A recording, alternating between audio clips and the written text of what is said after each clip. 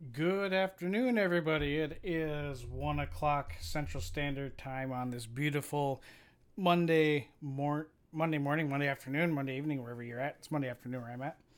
It is the first trading day of the year, or of the month, rather. Okay, I hear myself echoing. I've got to turn off the audio there. Okay.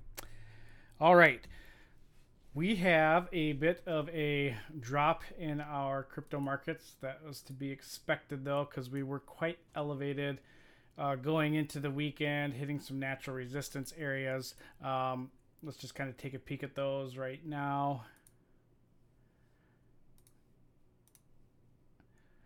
So we got up against the 8,000 value area, and we kind of trended across this 45-degree line here. We started to trade down below it, and just between 11 a.m. and now, we just crossed below that 45-degree angle. Now, following Gann's rule of angles, that states that we should move to test the one below it, which is all the way down here at 6,600. Could that happen? Sure. But really, no different than last week and the week before when we were discussing where's the normal pullback range we're looking at. That is at the 75.62 zone. This is the major supportive harmonic area that we're looking at. In fact, I think that it's difficult for price to want to deviate too far away from this angle here. This is the 45-degree angle in our in our square of 144. So we got to be aware of that, and that there is some not a whole lot of threat to the downside in the immediate time here. Certainly, as we're drifting off into the later part of this afternoon and into the evening and into the Sydney Open, we could see some lower prices. But for the meantime, we should actually find some maybe support and coiling of price around this area. That is something to be expected. Look at the other majors. I mean, we see Ethereum has fallen through its triangle, and now actually we found some support at this angle, which is nice to see. We'll have to see if this triangle breakout is actually a confirmatory bearish breakout, or are we looking at just a fake out to the downside followed by a rally? Because we have such a bullish bias right now in cryptos in general, in both time, price, structure, sentiment, we need to be careful of being in a short position here. I do not have any short positions open on Kraken. I'm only looking to entertain long trades today and going into really all the way into November/December. That is just the way to play it, way to trade it. Looking at moment here. Oops, didn't like me to move that.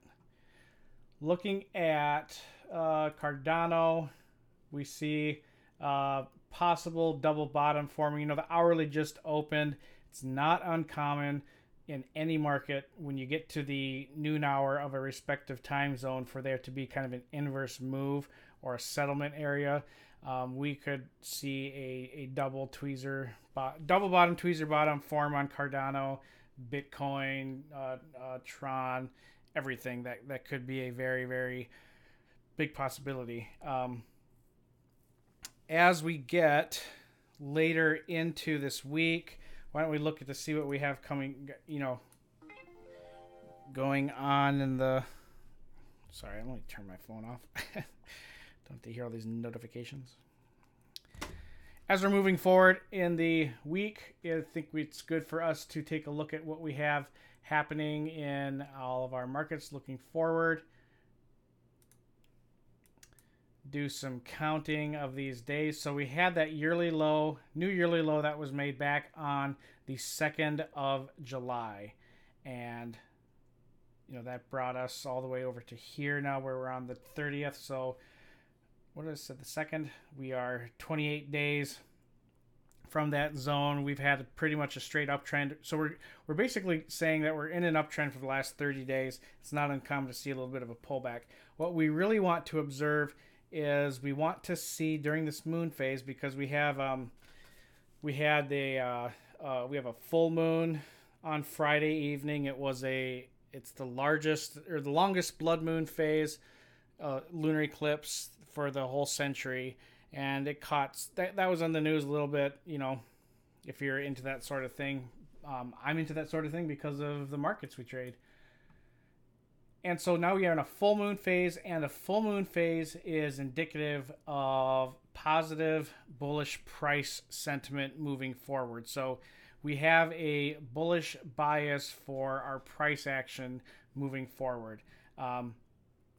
Ending up at a swing low of some sort now, today, is perfectly fine, because what we're most concerned with is seeing prices move higher as we get into the next month. So we're looking at the 11th of August as the next area that we probably want to consider peeling off profit or going short. But for the time being, because we're in this phase now, we are looking to entertain some long trades. If we're looking at Bitcoin's value right here, we see that $7,500 value area is right down here. We're coming up against a important date in Gann's work. That was August 3rd, which, let me pull it out here. Get my notes. So August 3rd. Sorry, rather August 8th. Wait, why did that say the 2nd? I don't know why. August 8th. So we're 47 days from June 22nd. That's a very important change in trend area. We're supposed to watch for those changes in trends and watch for tops or bottoms. In fact, this whole area, just from all of July and into August, we should be looking for those tops and bottoms. 30 days from the yearly low, that is actually not very far away. That is actually very, very close. And so we are still in a very technical, oversold market at the moment. And I wouldn't be surprised if today, the price action today, this afternoon, is the setup for a bit of a bear trap. It's evident that when we look at where are we at here? Pull that up. Here we go. It's evident when we look at the price action for Bitcoin over the weekend, actually really ever since the 23rd. So ever since last week, when we've seen price go up to about the 8,300 value area, and then it paused, and really we just traded in a pretty tight range from the 24th all the way to currently where we're sitting at the 8,200 value area. Found some resistance right up against this inner harmonic of 81.92, and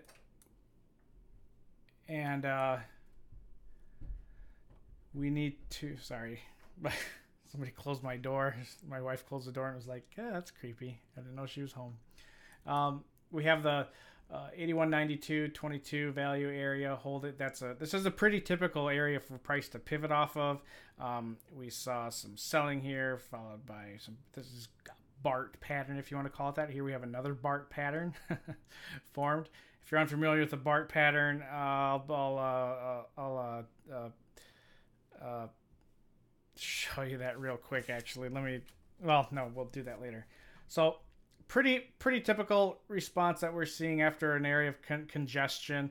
Bitcoin has yet to really display a lot of bullish activity as far as when it's in a consolidated phase. It likes to push lower when that happens, like we're experiencing now. So we could really see Bitcoin drop to looking for the 7562 zone for that first rebuy entry, not just in Bitcoin, but in really any crypto. Litecoin below its 45-degree angle now, and it's coming down this angle. We may hopefully see some support down here. Cardano, there's a huge drop below for Cardano. There's a long ways down. I mean, we're that's a pretty crazy drop down. I would be surprised if we were to end up all the way down there. That would be in a short period of time. That would be kind of that would be an anomalous move for sure. That would not be very normal. Then we got let's see, EOS also crossing below its Gann angle here. A lot of breaks of these Gann angles going on. Lots of sell pressure today. Taking a zip. Let's see. Let's look at Stellar Lumens. Yep, that's facing some weakness. Walton Coin facing some weakness. Steam. Although it's getting close to its 45-degree angle here, so we may find some supportive price action happening. That's the other thing that's happening is there's a lot of cryptos with their charts showing they're getting close to a supportive area right now. If we take a peek at, EOS, that's not a good one. Cardano, pretty open range down. Bitcoin's just that. I mean, we're coming back into this channel here. So watch that. That might be just a retest and trade higher. Ethereum's in the industry. You know what? I actually do need to plot that out real quick.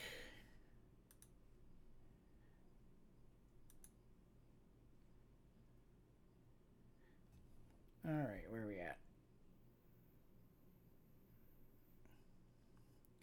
96. The nice thing about market geometry and day counts using cryptocurrencies is the market never closes, so you don't have to account for days that the market is not open because it is always open. Something that's nice about it. Okay, we are looking to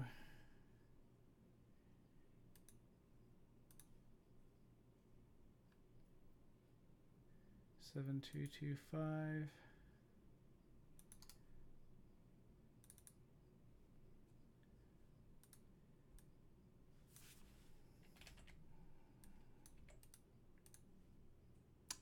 You know what? I gotta flip that. Dang it.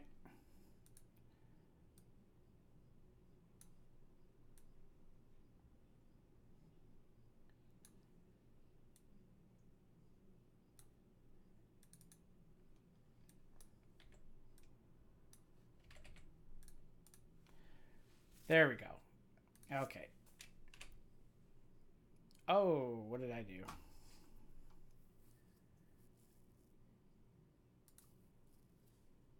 Whew. Okay. Bring us down to the 4 hour. All right. So Ethereum drifted over. We're inside this arc.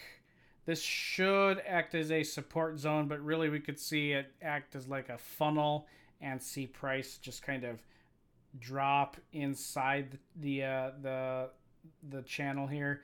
The arcs, it would be odd for Ethereum to want to do a straight drop below this because this is prices like to ping pong in here. Well, prices don't like to stay inside the arcs. That's one of the behaviors of these arcs is that price does not like to sit in them for very long. They like to move out of them as quickly as they got in usually. The 45-degree Gann line. Oh, the BTC drop. Really, all we're really experiencing with this Bitcoin drop is a pretty standard pullback from a long updrive. You know, we had a pretty steady rise for about a month, for about 30 days, and then we get up to the Friday and the weekend, and we just see prices unable to really. I mean, I hate doing rear mirror analysis, but I mean, ultimately, this is just a this is just a example of a consolidative zone that indicated that we had another up leg, and when that doesn't happen, you just have to move a different direction.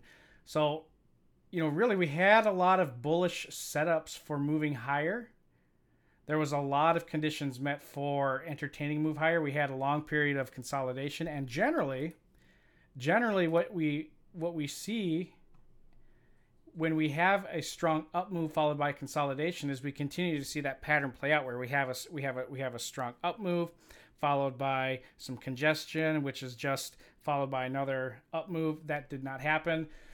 Instead, we drove down. Now, saying that, this is not an uncommon scenario to see have happen where they start doing bear traps.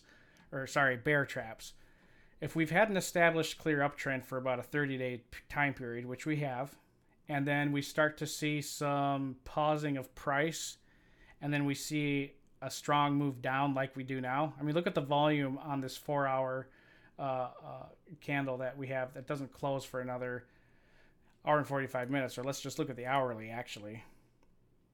If we look at the hourly, sometimes all we need is a little bit of a drive in one direction to generate volatility. And so what a trap is nothing more than a move to entice traders. That's all this is. I mean, clearly there was you can chalk this up to manipulation, or you can just chalk this up to group psychology, and that's what I chalk it up to. Is you have a whole bunch of short-term traders up here who are waiting for it to go higher or lower, and it doesn't. And what we actually ended up having, we see long liquidation. So we see long positions being sold out of frustration, basically.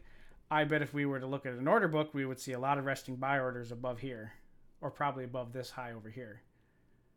But because we had some down moves, maybe this will entice some people to come back in and some bullish buyers, because I want you to take a look at this volume bar. This hourly volume bar right here, that's one of the largest that we've had in the past 3 days. But then look at the volume bar right now. We're only 17 minutes into this hourly candlestick, and we are already nearly at half the volume that it was. So this could be a good sign that we are experiencing a bear trap. This may be the momentum that we needed to drive higher. I mean, we just have to pay attention to the structure, though, and know that, a pullback down to 75.62 is certainly a good possibility. That is a very normal area for us to get to. Preferably that would have happened over the weekend, but it didn't. In fact, we just got that bought up. So be aware of that. This is a very very typical BART move. Does everybody know what a BART is? Or a Bartley? I find the label hilarious.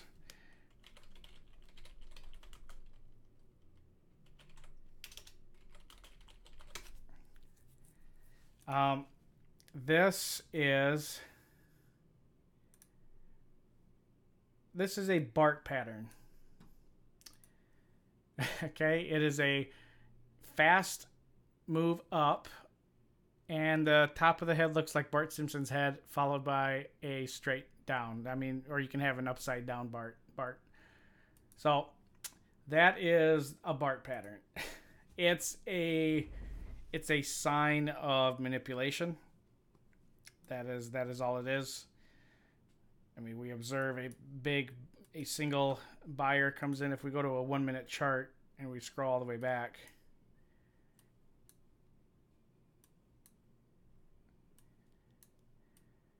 we can see that within just a little bit of time, we had significant volume on very similar volume bars, followed by everybody else getting into their long positions, trading it up, and then they scaling off their positions until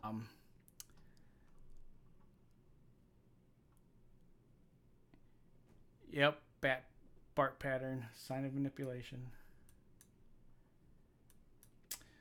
Okay, again, real quick, looking into the future here, doing some counts. So from our swing low down there, we are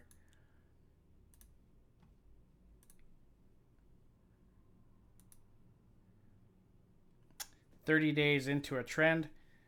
This is a perfectly normal day for us to reverse because the 30-day time cycle is a normal area. 30 days, you can expect to see a volume increase on the final day. Market may move faster up or down. That's exactly what we saw here. When we're 15 days after today's where we get into a 45-day cycle, that's the very, very important day count as well in Gann's work. So just pay attention for that. Ultimately, the most important level we're looking at here is this 45-degree angle. And the 45 is in reference to the square of 144, which is all these lines here. So if you look at all of these lines, the square actually extends quite a ways up. Actually extends all the way up to 56,000 area. And so with Bitcoin, oops, oh, we don't need that actually. The 45-degree lines are extremely, extremely important to pay attention to. They're the ones that are most important. If we look at it from this perspective, this is my own Gann geometry. 45-degree lines are here. As long as we're trading above these 45s, we're still in bullish territory. I still think we form a mirrored foldback pattern here. So this little dip here makes sense. It mirrors a lot of the activity that we had over here. I think this is a totally normal thing that we're observing. The nice thing is that we had that flat price action for from Friday into today, where we finally had the selling. Is that's really going to dip the fast and the slow oscillators down on the daily chart. So that's going to be a nice thing to see. Again, this is a hard zone. This is actually the area we're at. I mean, the volume point of control is right here. We can see price got rejected right on it. Volume point of control sitting here at 82.25. The thing is that this area is the hardest zone for Bitcoin to cross until we get to 20,000. Right? The $10,000 value area is really nothing. I would be shocked if we actually traded for any amount of time at 10,000. The actual most important zone that the musical harmonic levels. I'm going to get to those actually. 1 second. So, anyways, this particular zone that we're trading in is the hardest for Bitcoin to cross until we get to 20,000. It is by far the hardest zone to cross. Just look at the volume painted here. All right. I mean, we're seeing clear stair-stepping of volume. We see a lot of volume accumulation at 66.97, again at 73.50, and now we're at 82.50. This is a massive resistance zone. If I'm a buyer, we put in a trade, I think trade idea on Friday where we're looking to get in at the 8,400 value area, probably above this high over here. So really looking at 8,500 even. It's as silly as that sounds.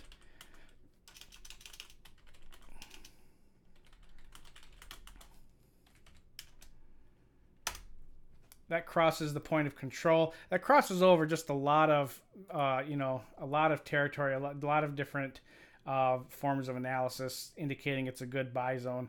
If we get into that 8,500 value area, if we have a resting order on the daily, that gives us a positive buy signal on the Ichimoku system, which we have not really had lately. The Ichimoku system on the daily is turning pretty bullish for us. But I mean, we got stopped this is one of the cool things about the Ichimoku system, I think, is that, you know, if we get rid of the volume profile, I don't know how many of you remember me mentioning this, but if we didn't have the Ichimoku system, it'd be hard for us to say why price stopped at 82.50. The Ichimoku system kind of gives us a nice reason, because the lagging span, the lagging span will respond to previous, past, current, and future resistance zones just like anything else. So when the lagging span got to the top of the cloud is where we started to find some resistance going higher. So that is why in the Ichimoku system, the final thing that you have to wait for taking a trade is when the lagging span crosses the cloud. It has to cross above or below it. So that $8,500 value area, because the top of the cloud is here in relation to where the lagging span is, and then tomorrow it'll be here. So once the lagging span gets outside of the 8,500 value area, then that is the signal for a nice long trade. Okay, that's one way to look at it. Or there's volume at price analysis that tells us that. You know, the thing is 8,500 should provide a pretty nice domino effect for really, really fast rising prices, because the higher we go, the less resistance we have in front of us, especially between 11,500 and 13,000 something there. Okay, musical harmonics. I want to go over this. This is a form of analysis you won't find really anywhere else, offered for free at least. It is not a normal form of well, it is, but I mean, it's just, unless you've taken any of the chartered market technician material, if you've got your CMT before, or the IFTA certifications, any of those, you've probably come across a lot of Gann related material. And there was a gentleman named Tony Plummer who came out with a book titled The Law of Vibration, The Revelation of William D. Gann. And he took a really different approach to analyzing Gann's work. And he found that musical notes, or at least how they are, the frequencies and the numbers behind how notes are formed, provide exceptional areas of support and resistance. And so if I were to create a brand new chart of, let's say, Bitcoin, all right, so I want a new chart, BTC USD. So there's my Bitcoin chart. Now, I know that a middle C on a keyboard, like a piano, a middle C, and we know this has 256 vibrations. And the next octave above that, so the middle C and then to the next C, it's just double. It's 512. So you can really start with the number 1 times by 2 is 2 times 4 is 4. Then that times 2 is 8, 16, 32, you know, and so forth. Oops. And then what we essentially do is we get a series of natural harmonic frequencies that, and we see these numbers. I mean, if any of you build your own PCs, or if you're involved with any type of hardware engineering, or if you do anything with electricity, I mean the fields are enormous, where you find this numbers 256, 512, 1024, 2048, 4096. I mean, these are not random numbers. These are probably some of the most important single digit values that we come across in nature. And so when we try to find and isolate harmonic values, it's actually relatively simple. So what are we trading at? 82. Well, this is the close from yesterday. I know we're trading below 8,000 right now, slightly below 8,000. But I need to think. Okay, so what are the numbers? So 2,048 times 2 is 4,096. So 4,096 and then 8,192. I made my own Excel sheet, so I know those values before ahead of time. I didn't have them off the top of my head. And I'll show you how you can do this in TradingView as well. But I just want to show you here first. because you don't need to have this tool. You could use the Fibonacci, well, because in TradingView we'll be using the Fibonacci, but you see do, re, mi, fa, sol, la, ti, do, and it does it in divisions of 8. And you notice that they're not equal distance, okay? They're not equally spread out, and they're not supposed to be, because that's not normal. It's not natural. And so I just need to set the value. So I said that the first value was a value between where we are now. Actually, why don't we do 2 series of them? So 4,096 and then 8,192. Okay, and then I'm going to do one more Harmonics series there above this. So I start with 8,192. And then I double that, and that gives me 16,384. And there's that. And I want to, give me that here. Extend those out. Bottom right.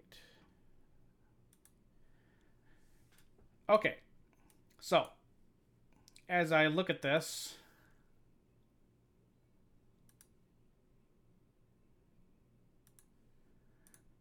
I see that the natural harmonic zones are pretty respected by Bitcoin's price action.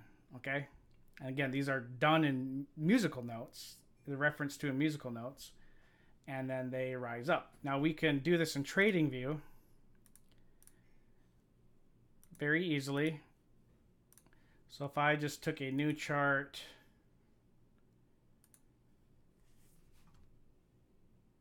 and I want to go to Bitcoin, you're going to want to pull up the Fibonacci retracement tool. Okay? And make sure that when you draw it, the zeros down below, and then you go from 0 to 1. And then the values on my screen here are what you're going to want to put in, okay? Uncheck anything else that's unchecked, but you want to put 0, 0.125, 0.25, 0.666, 0.5, 0.875, and that's it. Why don't I just put those in chat? 1.125, 0.25, 0.6. You know what? 0.5 as well. I don't know why I put 0.66 before 0.5.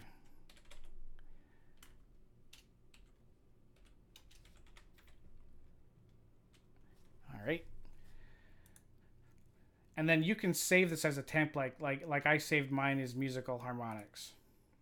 All right. And then just don't hit OK yet. Go to coordinates. And so for Bitcoin, what was I saying? I said that we'll do 8,192 and then 16,384. Actually, I wanted to bring this all the way over here. And 16384. Right, and then I want to I'm just going to bring it down to the 4-hour chart because, not the 4-minute chart, 4-hour chart, because that kind of gives us a better view of what's happening with the price action instead of just the daily. So we can see that these levels form very clear areas of support and resistance in Bitcoin. They give us very clear ranges that it likes to trade in.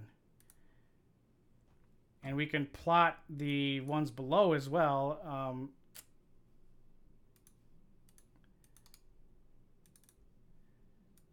That was 2,000, what does it say? 4,096 and then 8,192. Oops.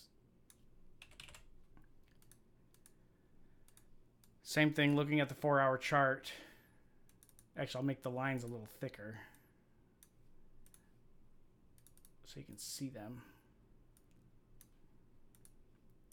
But you can see if we look at the price action from back in the August of 2017, we can see that there's a strong case made for the Harmonics being found as very strong areas of support and resistance. And it also kind of gives us the range of how prices trade, like how far will something move between these octaves. Okay. This is a totally normal type of price. We can do this with Ethereum if we want. So with Ethereum, we're in that range. We would do,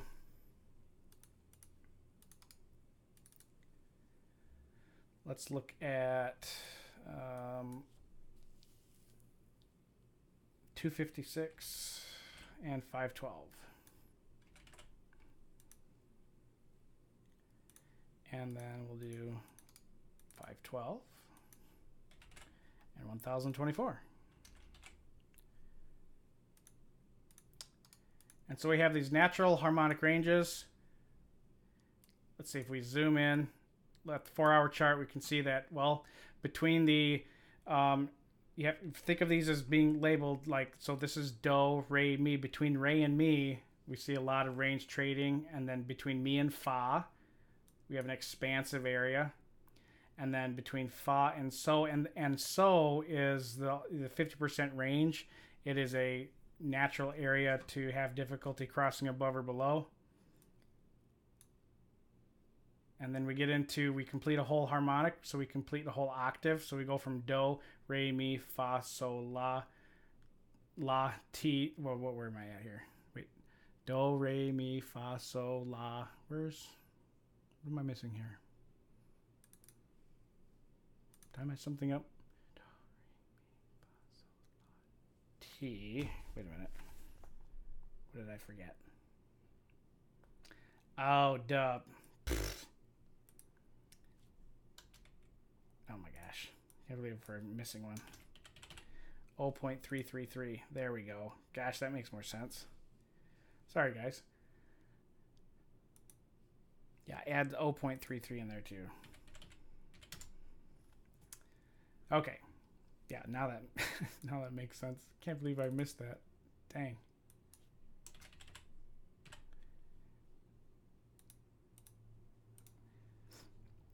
And so as we're looking at this formation and these harmonic series, we can see that they play out very well, very accurately, very nicely. We can see clear divisions of price.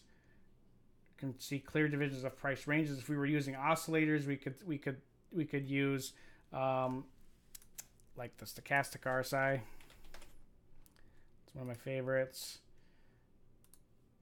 And we could see, well, this price action, as we're getting into one of these upper harmonics, when we start to see some selling pressure off of it, when we start to see it can't cross above it and comes down, and I know that my stochastics are in an overbought condition and pointing down, sloping down, that's a pretty good indication that this has acted as resistance and we can sell. All right.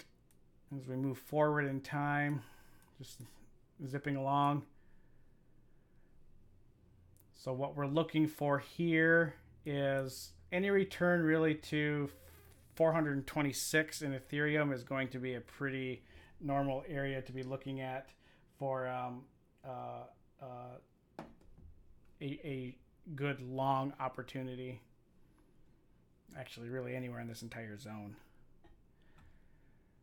Now, the only thing that you can't do in TradingView is auto plot the inner harmonic. So, I mean, if I was looking at the Aussie dollar, this is the Australian dollar with those same harmonics, but these are with the inner octaves as well. And I have to figure out, I'm going to write an indicator in TradingView in PineScript to do that, but yeah. So if you've had difficulty identifying effective support and resistance zones, I mean, it is frustrating as if you don't know how to identify natural areas of support and resistance, if you're just plotting horizontal lines based off of past price action, you're gonna get it sometimes, but more often than not, you're gonna get more frustrated than you need to be, because naturally occurring harmonic levels are going to be sensitive no matter what market you're trading, no matter what coin you're trading. I mean, we could look at, I don't know, like Walton coin, and it's trading at what, 9 or 4, 5 something. Go to like a daily chart, and I've got that tool there trading at 5, so that's pretty easy. I go from 4 to 8. Actually, sometimes you want to get into higher zones, like we'll see.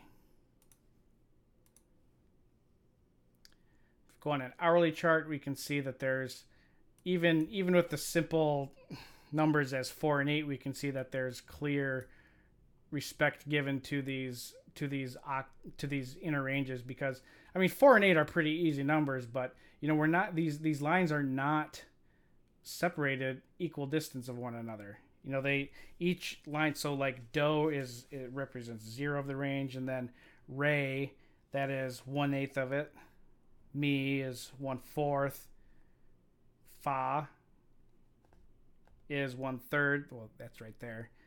So is a half, that's 50%. La is the 666. T is the 875 here, that's 7/8 of that move, and then an entire octave of doubled is right here at 8.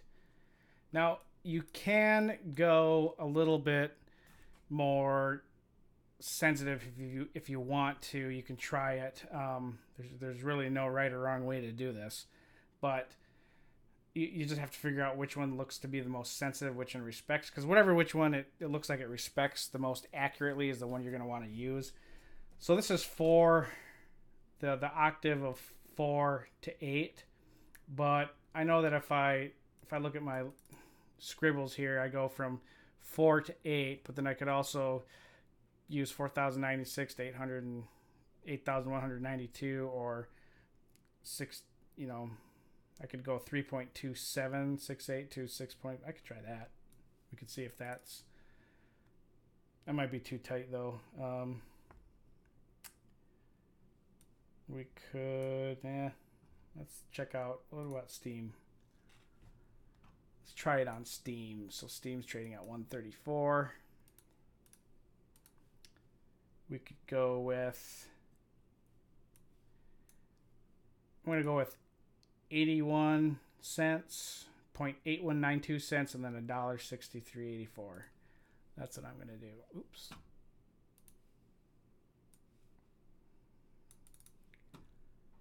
And we'll see if, we could just go with 1 and 2, but let's see how sensitive it is to this. So I said 0.8192. And then 1.6384. I should have gone all the way back here. I still could.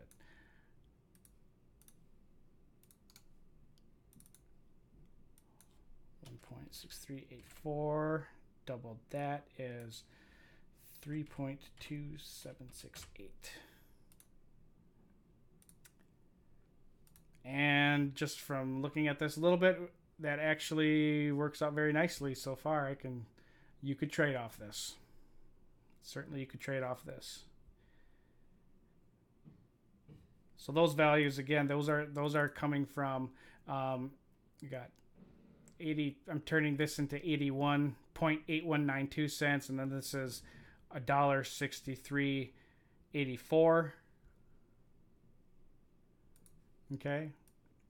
But also because, we're dealing with a dollar denomination here. There's $1.20, $1.40, $1.60, $1.80, $2. We could go with just, starting off with the number 1 and then 2, but that's gonna be a little bit too tight. So you gotta use a little bit of common sense. Maybe 2 to 4, we could see some. Yeah, 2 to 4 works. Not as well as the one we just did though. But musical harmonics is my favorite way to identify support or resistance for in the future, because they are very effective. And without going into too much detail, each note or each level has its own kind of behavior, but what you really need to pay the most attention to is the lower octave, and then the upper octave, and then the middle. So the note so is the 50% level. That is the area that you're going to find the most resistance and support. And then no surprise that if we were just to take the Fibonacci levels of the 328 and 618, these note values of 333 and 666, they're pretty close to those levels. So that's not a surprise, and that's not something that we should be overly shocked about to see. You can certainly trade off those levels and these musical areas very, very effectively. And again, this works in any market. I actually think I was working on a chart this morning for Forex. Our Forex customer is looking at, is this? Yeah, so this is the Australian dollar with its harmonics. We have the euro. Didn't do the euro. New Zealand dollar. New Zealand dollar really likes these harmonic levels. In fact, the top is at 8,800. So, yeah, I mean, I don't know if you would find this useful or not. Is there any questions on this? I know I kind of ramble on, but let me know if there's any questions on how to apply these musical harmonics to your trading. Again, if I'll pull up my Excel chart, but essentially, really, you just start off with the number 1 and then you double it the whole way until ad infinitum, however you say it. All right.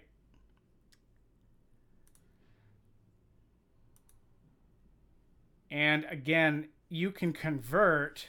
I mean, you just move a decimal, and these values are appropriate as well. So like we were doing with the Steam chart or the Walton coin chart when we were trying to figure out which values to use. Going from the price level of $1 to $2, that's a little bit too constrictive. Or if it was like from $2 to $4, maybe that's a little too constricted.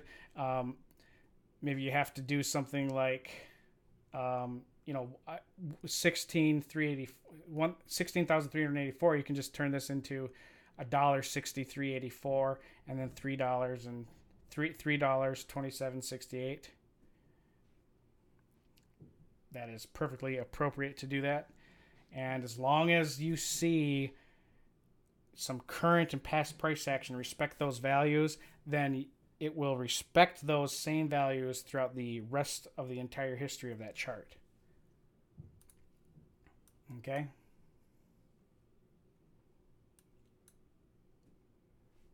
Any questions? Any questions?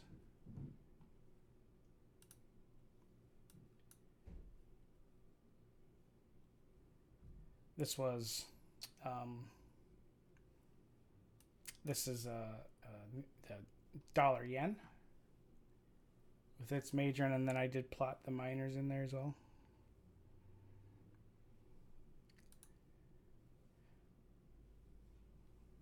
The other way that I like to do, I mean, I've found that there's two ways of constructing harmonic values. There's the musical way, which I think is easier and I think is just as effective. Then there's the natural squaring route, like I have on this screen here, or over here.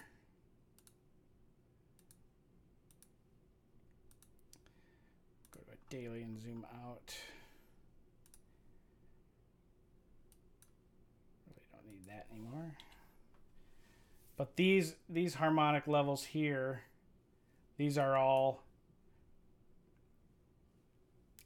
natural squared numbers that you can separate into equal distances in a series of 8 with their own inner harmonics. So the thickest lines are the major harmonics, and you have the inners, and then in between each of the inners are the minor harmonics. I mean, if you really want to trade on a fast time frame, that is a way to do it. But yeah, again, the point that I was trying to bring up with all this is that if you have had difficulty trading, and you like to trade off of horizontal support levels, what you've mostly been taught, and what we all learn, is that, well, you identify a area to go long or go short based on past price history, which is not wrong, but it's not as accurate. Okay, so there's a bottom, right? I mean, there's clearly an area of importance. Here's one. Here's a zone. You know, we've got one down here. I mean, yeah, that's fine, but it doesn't let you know what's up ahead. It doesn't let you know what else is around it. You know, if you're trading an instrument for the first time and it's new, like cryptocurrencies, it's nice to know what the roadmap looks like. It's at least it's nice to know what levels are coming up. Levels will do it for you.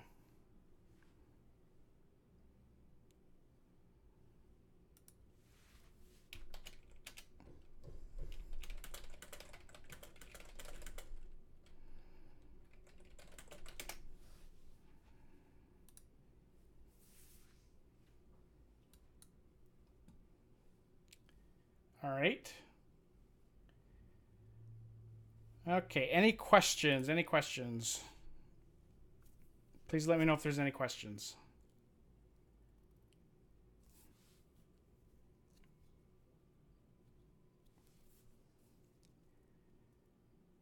Like Elliott wavelength?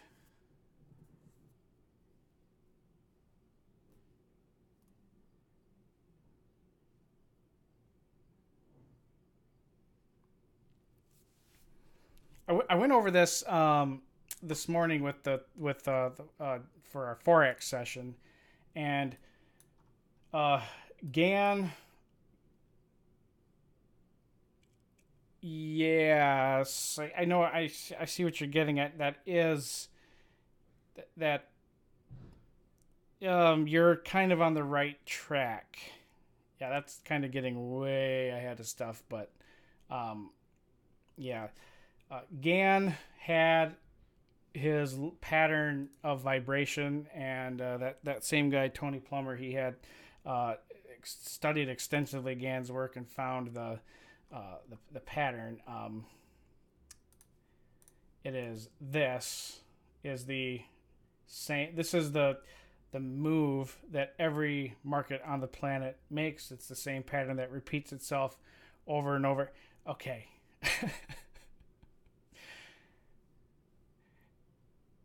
You know, when we were talking earlier this morning, I did use the 440 to the 880. That worked out just fine in some, but it wasn't as accurate as the 256 to 512 and so forth. But the moves, if you can stomach trying to figure out where your current market is trading at in relation to Gann's pattern of vibration, then you can very, very accurately plot which price levels are going to be hit. It's just kind of hard to do, you know, depending on your time frame. But, you know, the point is with this is to not see prices following this exactly. What we're basically looking for are the swings, and that's the most important. So if I'm looking at the Aussie dollar, I see that. Here, I'll go like this. I see that we have this drive up, followed by a move down, yes, followed by a little recovery, yes, followed by a swing down, and then a swing up right here. My wife is in the basement getting ready for the other contractors to get here because our basement is flooded and we have been doing nothing but tear out drywall, our floor. Blech. It's been fun. There gets to be a point when the job is like not for a husband and wife to be doing on all their free time. It's time to hire the professionals. And when the whole basement has been flooded, it's time to hire the professionals. Anyways, so looking at this pattern of vibration, we can see that where it's at, where price action has been in relation to these moves, and see if that is playing out correctly, because this entire area here looks like it was done already. So I mean that's for another session, but yeah, I mean you can really see this pattern play out in equities like the S&P, probably, maybe, probably I have to look at the Dow. This is really accurate on the Dow. The Dow Jones, this is stupidly accurate. But, okay. Anyway, sorry. Got kind of on nerd mode there. As far as Bitcoin and what's happening in the near future here, as far as price action, we should see today, maybe into tomorrow, a continued drive possibly to test. I wouldn't be surprised if we test that 7562 harmonic level. Just looking at the price action now, though, we came down, tried to get to this channel, this flagging channel, but we've had some responsive buying off of it right now. So again, this could just be a fake out and a bear trap. The volume is pretty good. It's not higher than last hour, but it is still pretty good. There's clearly been a struggle here for the bulls and the bears. Sentiment is definitely favoring the short side here right now, but that doesn't have to remain. So we could certainly see it rally. I mean, we've seen that happen quite a bit. And certainly as we're getting into the end of the trade day, the London session's over. We've got a little while yet till the Singapore or the Sydney Open starts, but we've got some pretty good markets in front of us. Nice to see some activity today, get some of that volume in, get some interest in one direction or the other. That's what we need. Again, might just have that ABC corrective wave playing out and beginning our next motive wave. So there's a lot of altcoins right now that are trading at a discount. So keep your eye on those.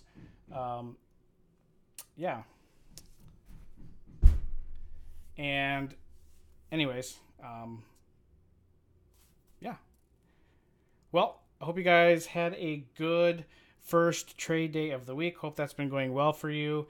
And I hope that you have a good rest of your trade week. We will be here again with you tomorrow at 1 o'clock Central. And hopefully we'll have seen some more movement. Usually Tuesdays. Turnaround Tuesdays is what they call it. Mondays really suck. Mondays are like Friday afternoons, in my opinion. You get like 3 good trade days out of the week. Anyways, have a great rest of your trade day. Take care of yourselves, and I'll see you tomorrow. Bye-bye.